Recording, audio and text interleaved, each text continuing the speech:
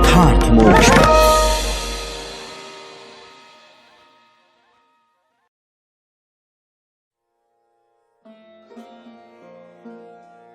विंशः सर्गः। नारद जी का रावण को समझाना, उनके कहने से रावण का युद्ध के लिए यमलोक को जाना तथा नारद जी का इस युद्ध के विषय में विचार करना। अगस्त्य जी कहते हैं, रघुनंदन, इसके बाद राक्षस राज रावण मनुष्यों को भयभीत करता हुआ पृथ्वी पर विचरने लगा। एक दिन पुष्पक विमान से यात्रा करते समय उसे बादलों के बीच में मुनिश्रेष्ठ देवर्षि नारद जी मिले। निशाचर दशग्रीव ने उनका अभिनंदन करके कुशल समाचार की जिज्ञासा की और उनके आगमन का कारण पूछा। तब बादलों की पीठ पर खड़े हुए अमित कांतिमान महातेजस्वी देवर्षि नारद ने पुष्पक विमान पर बैठे हुए रावण से कहा, उत्तम कुल में उत्पन्न विश्रवण कुमार राक्षस राज रावण, सौम्य ठहरो, मैं तुम्हारे बढ़े हुए बल विक्रम से बहुत प्रसन्न हूं। दैत्यों का विनाश करने वाले अनेक संग्राम करके भगवान विष्णु ने तथा गंधर्वों और नागों को पद दलित करने वाले युद्धों द्वारा तुमने मुझे समान रूप से संतुष्ट किया है। इस समय यदि तुम सुनोगे तो मैं तुमसे कुछ सुनने योग्य बात कहूंगा। तात, मेरे मुंह से निकली हुई उस बात को सुनने के लिए तुम अपने चित्त को एकाग्र करो। तात, तुम देवताओं के लिए भी अवध्य होकर इस भूलोक के निवासियों का वध क्यों कर रहे हो? यहाँ के प्राणी तो मृत्यु के अधीन होने के कारण स्वयं ही मरे हुए हैं, फिर तुम भी इन मरे हुओं को क्यों मार रहे हो? देवता, दानव, दैत्य, यक्ष, गंधर्व और राक्षस भी जिसे नहीं मार सकते, ऐसे विख्यात वीर होकर भी तुम इस मनुष्य लोक को क्लेश पहुंचाओ, ये कदापि तुम्हारे योग्य नहीं है। जो सदा अपने कल्याण साधन में मूढ़ हैं, बड़ी बड़ी विपत्तियों से घिरे हुए हैं और बुढ़ापा तथा सैकड़ों रोगों से युक्त हैं, ऐसे लोगों को कोई भी वीर पुरुष कैसे मार सकता है? जो नाना प्रकार के अनिष्टों की प्राप्ति से जहां कहीं भी पीड़ित हैं, उस मनुष्य लोक में आकर कौन बुद्धिमान वीर पुरुष युद्ध के द्वारा मनुष्यों के वध में अनुरक्त होगा? ये लोक तो यूं ही भूख, प्यास और जरा आदि से क्षीण हो रहा है तथा विषाद और शोक में डूबकर अपनी विवेक शक्ति खो बैठा है। दैव के मारे हुए इस मर्त्य लोक का तुम विनाश ना करो। महाबाहु राक्षस राज, देखो तो सही, ये मनुष्य लोक ज्ञान शून्य होने के कारण मूढ़ होने पर भी किस तरह नाना प्रकार के क्षुद्र पुरुषार्थों में आसक्त है। इसे इस बात का भी पता नहीं है कि कब दुख और सुख आदि भोगने का अवसर आएगा। यहाँ कहीं कुछ मनुष्य तो आनंद मग्न होकर गाजे बाजे और नाच आदि का सेवन करते हैं, उनके द्वारा मन बहलाते हैं, तथा कहीं कितने ही लोग दुख से पीड़ित हो नेत्रों से आंसू बहाते हुए रोते रहते हैं। माता पिता तथा पुत्र के स्नेह से और पत्नी तथा भाई के संबंध में नाना प्रकार के मंसूबे बांधने के कारण ये मनुष्य लोक मोहग्रस्त हो परमार्थ से भ्रष्ट हो रहा है। इसे अपने बंधन जनित क्लेश का अनुभव ही नहीं होता है। इस प्रकार जो मोह के कारण परम पुरुषार्थ से वंचित हो गया है, ऐसे मनुष्य लोक को क्लेश पहुंचाकर तुम्हें क्या मिलेगा? सौम्य, तुमने मनुष्य लोक तो जीत ही लिया है, इसमें कोई भी संशय नहीं है। शत्रु नगरी पर विजय पाने वाले पुलत्स्य नंदन, इन सब मनुष्यों को यमलोक में अवश्य जाना पड़ता है। अतः यदि शक्ति हो तो तुम यमराज को अपने काबू में करो। उन्हें जीत लेने पर तुम सबको जीत सकते हो, इसमें संशय नहीं है।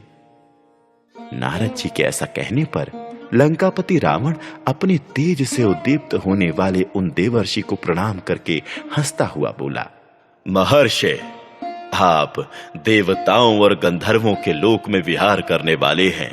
युद्ध के दृश्य देखना आपको बहुत ही प्रिय है। मैं इस समय दिग्विजय के लिए रसातल में जाने को उद्यत हूं। फिर तीनों लोकों को जीतकर नागों और देवताओं को अपने वश में करके अमृत की प्राप्ति के लिए रस निधि समुद्र का मंथन करूंगा।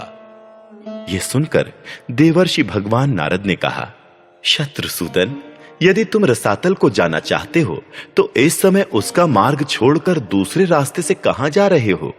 दुर्धर्ष वीर, रसातल का ये मार्ग अत्यंत दुर्गम है और यमराज की पुरी से होकर ही जाता है। नारद जी के ऐसा कहने पर दशमुख रावण शरद ऋतु के बादल की भांति अपना उज्जवल ह्रास बिखेरता हुआ बोला, देवर्षे, मैंने आपकी बात स्वीकार कर ली। इसके बाद उसने यूं कहा, ब्राह्मण, अब यमराज का वध करने के लिए उद्यत होकर मैं उस दक्षिण दिशा को जाता हूं जहां सूर्य पुत्र राजा यम निवास करते हैं।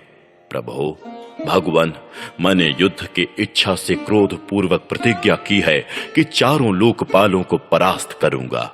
अतः मैं यहां से यमपुरी को प्रस्थान कर रहा हूं। संसार के प्राणियों को मौत का कष्ट देने वाले सूर्य पुत्र यम को स्वयं ही मृत्यु से संयुक्त कर दूंगा। ऐसा कहकर दशग्रीव ने मुनि को प्रणाम किया और मंत्रियों के साथ वो दक्षिण दिशा की ओर चल दिया। उसके चले जाने पर धूम रहित अग्नि के समान महातेजस्वी विप्रवर नारद जी 2 घड़ी तक ध्यान मग्न हो इस प्रकार विचार करने लगे। आयु क्षीण होने पर जिनके द्वारा धर्म पूर्वक इंद्र सहित तीनों लोकों के चराचर प्राणी क्लेश में डाले जाते, दंडित होते हैं, वे काल स्वरूप यमराज इस रावण के द्वारा कैसे जीते जाएंगे?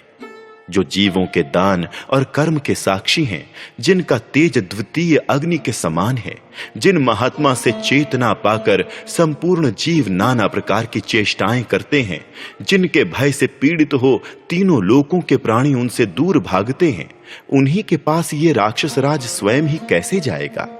जो त्रिलोकी को धारण पोषण करने वाले तथा पुण्य और पाप के फल देने वाले हैं और जिन्होंने तीनों लोकों पर विजय पाई है, उन्हीं काल देव को ये राक्षस कैसे जीतेगा? काल ही सबका साधन है।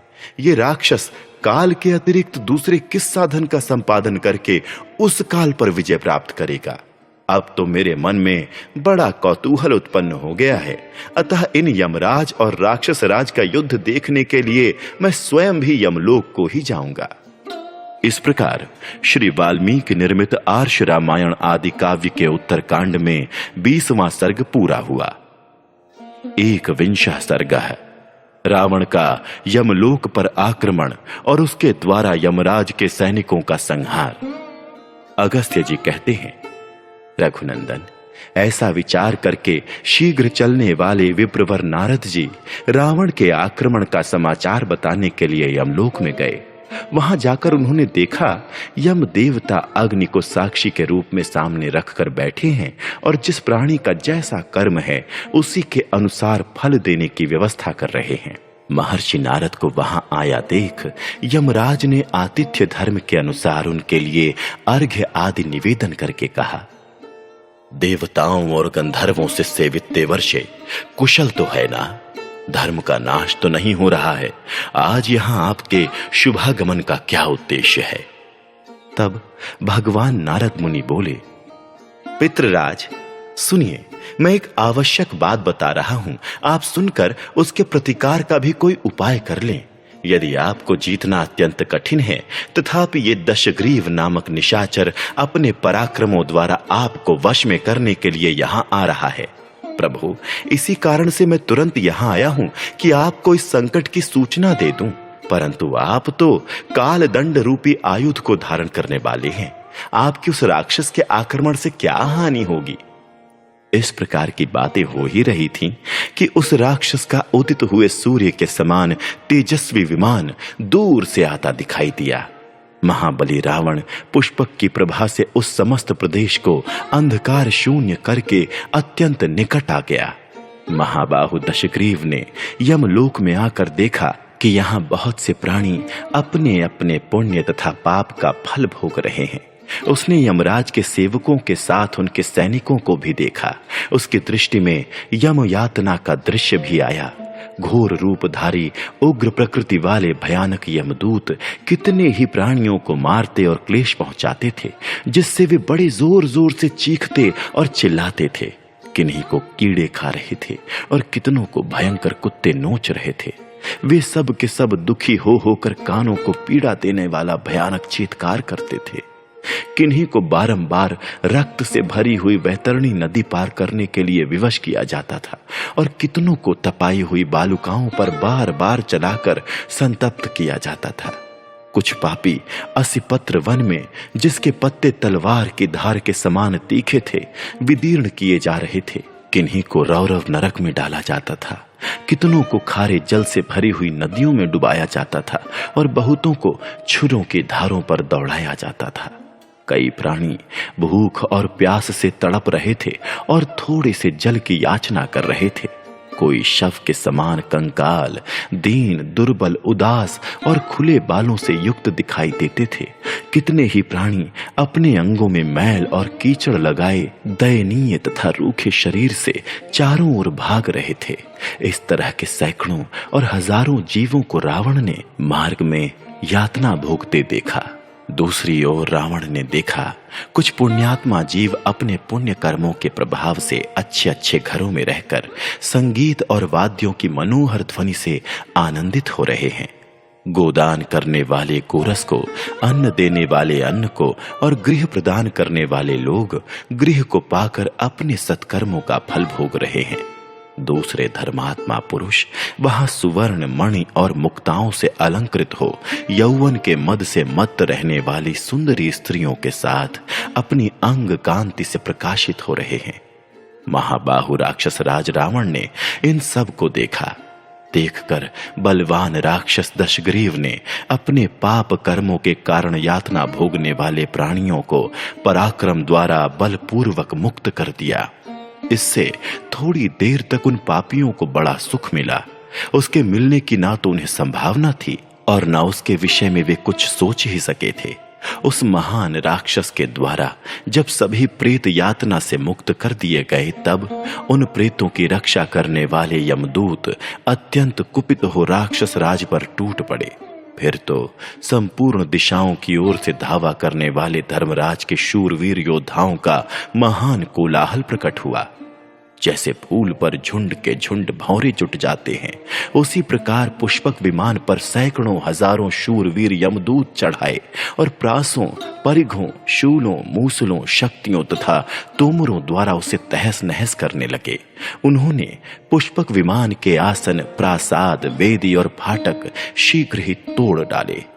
देवताओं का अधिष्ठान भूत वो पुष्पक विमान उस युद्ध में तोड़ा जाने पर भी ब्रह्मा जी के प्रभाव से ज्यों का त्यों हो जाता था, क्योंकि वो नष्ट होने वाला नहीं था। महामना यम की विशाल सेना असंख्य थी। उसमें सैकड़ों हजारों शूरवीर आगे बढ़कर युद्ध करने वाले थे। यमदूतों के आक्रमण करने पर रावण के वे महावीर मंत्री तथा स्वयं राजा दशग्रीव भी वृक्षों, पर्वत शिखरों तथा यमलोक के सैकड़ों प्रासादों को उखाड़कर उनके द्वारा पूरी शक्ति लगाकर इच्छानुसार युद्ध करने लगे। राक्षस राज के मंत्रियों के सारे अंग रक्त से नहा उठे। संपूर्ण शास्त्रों के आघात से वे घायल हो चुके थे, फिर भी उन्होंने बड़ा भारी युद्ध किया। महाबाहु श्री राम, यमराज तथा रावण के वे महाभाग मंत्री एक दूसरे पर नाना प्रकार के अस्त्र शस्त्रों द्वारा बड़े जोर से आघात प्रत्याघात करने लगे। तत्पश्चात यमराज के महाबली योद्धाओं ने रावण के मंत्रियों को छोड़कर उस दशग्रीव के ही ऊपर शूलों की वर्षा करते हुए धावा किया। रावण का सारा शरीर शस्त्रों की मार से जर्जर हो गया। वो खून से लथपथ हो गया और पुष्पक विमान के ऊपर फूले हुए अशोक वृक्ष के समान प्रतीत होने लगा। तब बलवान रावण ने अपने अस्त्र बल से यमराज के सैनिकों पर शूल, गदा, प्रास, शक्ति, तोमर, बाण, मूसल, पत्थर और वृक्षों की वर्षा आरंभ की। वृक्षों, शिलाखंडों और शस्त्रों की वो अत्यंत भयंकर वृष्टि भूतल पर खड़े हुए यमराज के सैनिकों पर पड़ने लगी। वे सैनिक भी सैकड़ों हजारों की संख्या में एकत्र हो उसके सारे आयुधों को छिन्न भिन्न करके उसके द्वारा छोड़े हुए दिव्यास्त्र का भी निवारण कर एकमात्र उस भयंकर राक्षस को ही मारने लगे।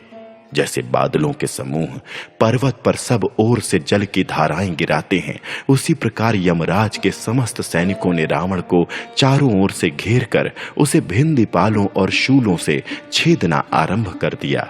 उसको दम लेने की भी फुर्सत नहीं दी। रावण का कवच कटकर गिर पड़ा। उसके शरीर से रक्त की धारा बहने लगी।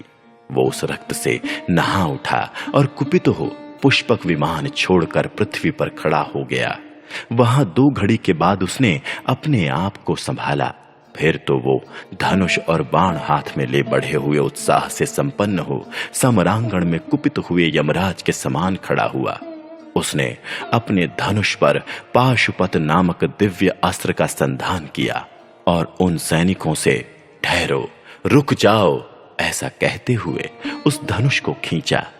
जैसे भगवान शंकर ने त्रिपुरासुर पर पाशुपतास्त्र का प्रयोग किया था, उसी प्रकार उस इंद्रद्रोही रावण ने अपने धनुष को कान तक खींचकर वो बाण छोड़ दिया। उस समय उसके बाण का रूप धूम और ज्वालाओं के मंडल से युक्त हो ग्रीष्म ऋतु में जंगल को जलाने के लिए चारों ओर फैलते हुए दावानल के समान प्रतीत होने लगा। रणभूमि में ज्वालामालाओं से घिरा हुआ वो बाण धनुष से छूटते ही वृक्षों और झाड़ियों को जलाता हुआ तीव्र गति से आगे बढ़ा और उसके पीछे पीछे मांसाहारी जीव जंतु चलने लगे। उस युद्ध स्थल में यमराज के वे सारे सैनिक पाशुपतास्त्र के तेज से दग्ध हो इंद्रध्वज के समान नीचे गिर पड़े। तदनंतर अपने मंत्रियों के साथ वो भयानक पराक्रमी राक्षस पृथ्वी को कंपित करता हुआ सा बड़े जोर जोर से सिंहनाद करने लगा। इस प्रकार श्री वाल्मीकि निर्मित आर्ष रामायण आदि काव्य के उत्तर कांड में 21वां सर्ग पूरा हुआ। द्वाविंशः सर्गः यमराज और रावण का युद्ध। यम का रावण के वध के लिए उठाए हुए काल दंड को ब्रह्मा जी के कहने से लौटा लेना। विजयी रावण का यमलोक से प्रस्थान। अगस्त्य जी कहते हैं, रघुनंदन, रावण के उस महानाद को सुनकर सूर्यपुत्र भगवान यम ने यह समझ लिया कि शत्रु विजयी हुआ और मेरी सेना मारी गई, मेरे योद्धा मारे गए।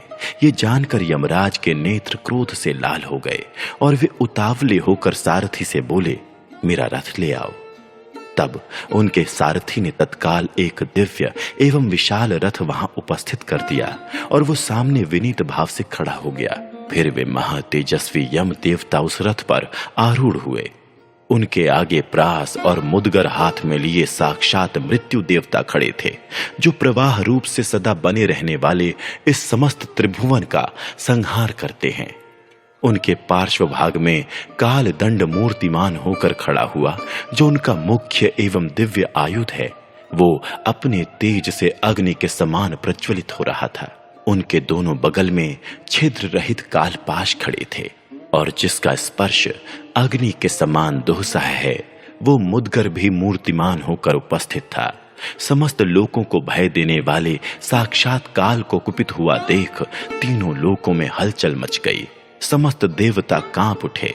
तदनंतर सारथी ने सुंदर कांति वाले घोड़ों को हांका और वो रथ भयानक आवाज करता हुआ उस स्थान पर जा पहुंचा जहां राक्षस राज रावण खड़ा था। इंद्र के घोड़ों के समान तेजस्वी और मन के समान शीघ्रगामी उन घोड़ों ने यमराज को क्षण भर में उस स्थान पर पहुंचा दिया जहां वो युद्ध चल रहा था। मृत्यु देवता के साथ उस विकराल रथ को आया देख राक्षस राज के सचिव सहसा वहां से भाग खड़े हुए। उनकी शक्ति थोड़ी थी, इसलिए वे भय से पीड़ित हो अपना होश हवास खो बैठे और हम यहाँ युद्ध करने में समर्थ नहीं हैं, ऐसा कहकर विभिन्न दिशाओं में भाग गए। परंतु समस्त संसार को भयभीत करने वाले वैसे विकराल रथ को देखकर भी दशग्रीव के मन में न तो क्षोभ हुआ और न भय ही। अत्यंत क्रोध से भरे हुए यमराज ने रावण के पास पहुंचकर शक्ति और तोमरों का प्रहार किया तथा रावण के मर्म स्थानों को छेद डाला। तब रावण ने भी संभलकर यमराज के रथ पर बाणों की झड़ी लगा दी, मानो मेघ जल की वर्षा कर रहा हो। तदनंतर उसकी विशाल छाती पर सैकड़ों महाशक्तियों की मार पड़ने लगी। वो राक्षस शल्यों के प्रहार से इतना पीड़ित हो चुका था कि यमराज से बदला लेने में समर्थ ना हो सका। इस प्रकार शत्रुसूदन यम ने नाना प्रकार के अस्त्र शस्त्रों का प्रहार करते हुए रणभूमि में लगातार 7 रातों तक युद्ध किया। इससे उनका शत्रु रावण अपनी सुध बुध खोकर युद्ध से विमुख हो गया। वीर रघुनंदन, वे दोनों योद्धा समर भूमि से पीछे हटने वाले नहीं थे और दोनों ही अपनी विजय चाहते थे। इसलिए उन यमराज और राक्षस दोनों में उस समय घोर युद्ध होने लगा। तब देवता, गंधर्व, सिद्ध और महर्षिगण प्रजापति को आगे करके उस सम्रांगण में एकत्र हुए। उस समय राक्षसों के राजा रावण तथा प्रेत राज यम के युद्ध परायण होने पर समस्त लोगों के प्रलय का समय उपस्थित हुआ सा जान पड़ता था। राक्षस राज रावण भी इंद्र की अशनि के सदृश अपने धनुष को खींचकर बाणों की वर्षा करने लगा। इससे आकाश ठसाठस भर गया, उसमें तिल भर भी खाली जगह नहीं रह गई। उसने 4 बाण मारकर मृत्यु को और 7 बाणों से यम के सारथी को भी पीड़ित कर दिया। फिर जल्दी जल्दी लाख बाण मारकर यमराज के मर्म स्थानों में गहरी चोट पहुंचाई। तब यमराज के क्रोध की सीमा ना रही। उनके मुख से वो रोष अग्नि बनकर प्रकट हुआ। वो आग ज्वाला मालाओं से मंडित, श्वास वायु से संयुक्त तथा धूम से आच्छन्न दिखाई देती थी। देवताओं तथा दानवों के समीप ये आश्चर्यजनक घटना देखकर रोषावेश से भरे हुए मृत्यु एवं काल को बड़ा हर्ष हुआ। तत्पश्चात मृत्युदेव ने अत्यंत कुपित होकर वैवस्वत यम से कहा, आप मुझे छोड़ दीजिए, आज्ञा दीजिए। मैं समरांगण में इस पापी राक्षस को अभी मारे डालता हूं। महाराज, ये मेरी स्वभाव सिद्ध मर्यादा है कि मुझसे भिड़कर ये राक्षस जीवित नहीं रह सकता। श्रीमान हिरण्यकशिपु, नमुचि, शंबर, निसंदि, धूमकेतु, विरोचन कुमार बलि, शंभु नामक दैत्य, महाराज वृत्र तथा बाणासुर, कितने ही शास्त्र वेत्ता राजर्षि, गंधर्व, बड़े बड़े नाग, ऋषि, सर्प, दैत्य, यक्ष, अप्सराओं के समुदाय, युगांत काल में समुद्रों, पर्वतों, सरिताओं और वृक्षों सहित पृथ्वी, ये सब मेरे द्वारा क्षय को प्राप्त हुए हैं। ये तथा दूसरे बहुतेरे बलवान एवं दुर्जय वीर भी मेरे द्वारा विनाश को प्राप्त हो चुके हैं। फिर ये निशाचर किस गिनती में है? धर्मज्ञ, आप मुझे छोड़ दीजिए, मैं इसे अवश्य मार डालूंगा। जिसे मैं देख लूं वो कोई बलवान होने पर भी जीवित नहीं रह सकता। काल मेरी दृष्टि पड़ने पर वो रावण 2 घड़ी भी जीवन धारण नहीं कर सकेगा। मेरे इस कथन का तात्पर्य केवल अपने बल को प्रकाशित करना मात्र नहीं है, अपितु ये स्वभाव सिद्ध मर्यादा है। मृत्यु की यह बात सुनकर प्रतापी धर्मराज ने उससे कहा, तुम ठहरो, मैं ही से मारे डालता हूं। तदनंतर क्रोध से लाल आंखें करके सामर्थ्यशाली वैवस्वत यम ने अपने अमोघ काल दंड को हाथ से उठाया। उस काल दंड के पार्श्व भागों में काल पाश प्रतिष्ठित थे और वज्र एवं अग्नि तुल्य तेजस्वी मुद्गर भी मूर्तिमान होकर स्थित था। वो काल दंड दृष्टि में आने मात्र से प्राणियों के प्राणों का अपहरण कर लेता था। फिर जिससे उसका स्पर्श हो जाए अथवा जिसके ऊपर उसकी मार पड़े, उस पुरुष के प्राणों का संहार करना उसके लिए कौन सी बड़ी बात है। ज्वालाओं से घिरा हुआ वो काल दंड उस राक्षस को दग्ध सा कर देने के लिए उद्यत था। बलवान यमराज के हाथ में लिया हुआ वो महान आयुध अपने तेज से प्रकाशित हो उठा। उसके उठते ही समरांगण में खड़े हुए समस्त सैनिक भयभीत होकर भाग चले। काल दंड उठाए हुए यमराज को देखकर समस्त देवता भी क्षुब्ध हो उठे। यमराज उस दंड से रावण पर प्रहार करना ही चाहते थे कि साक्षात पितामह ब्रह्मा वहां आ पहुंचे। उन्होंने दर्शन देकर इस प्रकार कहा, अमित पराक्रमी महाबाहु वैवस्वत, तुम इस काल दंड के द्वारा निशाचर रावण का वध ना करो। देव प्रवर, मैंने इसे देवताओं द्वारा न मारे जा सकने का वर दिया है। मेरे मुंह से जो बात निकल चुकी है उसे तुम्हें असत्य नहीं करना चाहिए। जो देवता अथवा मनुष्य मुझे असत्यवादी बना देगा उसे समस्त त्रिलोकी को मिथ्याभाषी बनाने का दोष लगेगा, इसमें संशय नहीं है।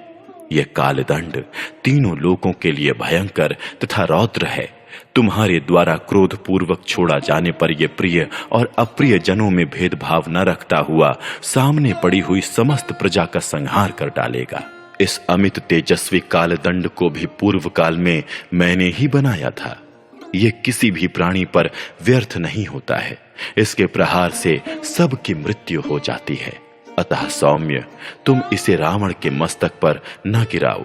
इसकी मार पड़ने पर कोई एक मुहूर्त भी जीवित नहीं रह सकता। कालदंड पड़ने पर यदि ये राक्षस रावण न मरा तो अथवा मर गया तो दोनों ही दशाओं में मेरी बात असत्य होगी। इसलिए हाथ में उठाए हुए इस काल दंड को तुम लंकापति रावण की ओर से हटा लो। यदि समस्त लोगों पर तुम्हारी दृष्टि है तो आज रावण की रक्षा करके मुझे सत्यवादी बनाओ। ब्रह्मा जी के ऐसा कहने पर धर्मात्मा यमराज ने उत्तर दिया, यदि ऐसी बात है तो लीजिए, मैंने इस दंड को हटा लिया। आप हम सब लोगों के प्रभु हैं, परंतु वरदान से युक्त होने के कारण यदि मेरे द्वारा इस निशाचर का वध नहीं हो सकता तो इस समय इसके साथ युद्ध करके ही मैं क्या करूंगा। इसलिए अब मैं इसकी दृष्टि से ओझल होता हूं। यूं कहकर यमराज रथ और घोड़ों सहित वहीं अंतर्धान हो गए। इस प्रकार यमराज को जीतकर अपने नाम की घोषणा करके दशग्रीव रावण पुष्पक विमान पर आरूढ़ हो यमलोक से चला गया। तदनंतर सूर्यपुत्र यमराज तथा महामुनि नारद जी ब्रह्मा आदि देवताओं के साथ प्रसन्नता पूर्वक स्वर्ग में गए।